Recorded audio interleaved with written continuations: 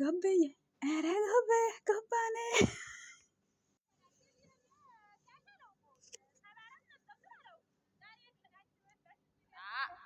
እንግዲህ አለ እንዲሆን ጥሪልኝ። ኧረ የኔ ቀደም የለም እንዲሁ ምን አምሮሽ ግን ነይ ቆይ እስቲ ቆይ አንድ ነገር ልንገርሽ